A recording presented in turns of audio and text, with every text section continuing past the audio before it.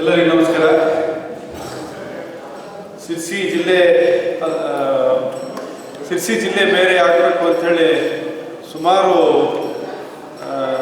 ನಮ್ಮ ಎಮ್ಮಿ ಭಟ್ರು ಮೊದಲನೇದಾಗಿ ಒಂದು 20 ವರ್ಷದಿಂದ ಹೋರಾಟ ಮಾಡ್ಕೊಂಡು ಬಂದಿದ್ವಿ. ನಾವೆಲ್ಲ ಕೇಳಿದ್ವಿ, ನಂತರ ತಿಳ್ಕೊಂಡ್ವಿ.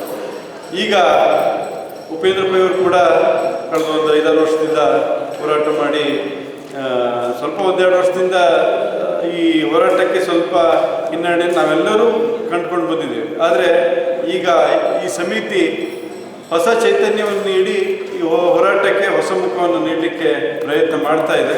ಅದಕ್ಕೆ ನಾವೆಲ್ಲರೂ ಕೂಡ ಪಕ್ಷಾತೀತವಾಗಿ ಎಲ್ಲ ಪಕ್ಷದವರು ನಾವು ಈ ವೇದಿಕೆಯಲ್ಲಿದ್ದೀವಿ, ಈ ಸಭಾಂಗಣದಲ್ಲಿದ್ದೀವಿ.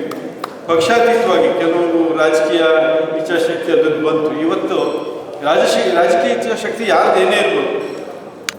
ಈ ಕೆಲವು ಸಂದರ್ಭದಲ್ಲಿ ರಾಜಕಾರಣನೂ ಇಲ್ದಿದ್ರೆ ಈ ಹೋರಾಟಕ್ಕೆ ಕೊನೆ ಮುಟ್ಲಿಕ್ಕೆ ಸಾಧ್ಯ ಇಲ್ಲ ಅಂತ ನನ್ನೊಂದು ಅನಿಸಿಕೆ. ಯಾಕಂದರೆ ಕೊನೆಯದಾಗ ನಾವು ಈ ಸರ್ಕಾರ, ಜನಪ್ರತಿನಿಧಿ ಅವ್ರ ಮುಖಾಂತರನೇ ಈ ಹೋರಾಟಕ್ಕೆ ಒಂದು ಕೊನೆ ಕಾಣಿಸ್ಲಿಕ್ಕೆ ಸಾಧ್ಯ ಆಗ್ತದೆ.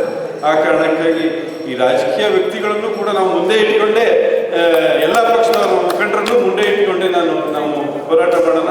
ಎಲ್ಲ ಸೇರಿ ಈ ಜಿಲ್ಲೆ ಆದರೆ ಎಷ್ಟು ಲಾಭ ನಮ್ಮ ಜಿಲ್ಲೆಗೆ, ನಮ್ಮ ಊರಿನ ಜನರಿಗೆ, ನಮ್ಮ ಘಟ್ಟದ ಮೇಲಿನ ಜನರಿಗೆ ಅಂತ ಸಣ್ಣ ಮಕ್ಕಳಿಗೂ ಗೊತ್ತು. ಯಾಕಂದರೆ ಉದ್ಯೋಗ ಅವಕಾಶ ಇರ್ಬೋದು, ಹಲವಾರು ಅವಕಾಶಗಳು ಬೇರೆ ಬೇರೆ ಜಿಲ್ಲೆ ಆಗೋದ್ರಿಂದ ಬರ್ತದೆ. ನಾವು ಬೇರೆ ಜಿಲ್ಲೆ, ಉಡುಪಿ ಜಿಲ್ಲೆ ಆಗಿದೆ, ಉಡುಪಿ ಎಷ್ಟು ಡೆವಲಪ್ ಆಗಿದೆ ಅನ್ನೋದು ಕೂಡ ನಾವು ಕಂಡಿದ್ದೇವೆ.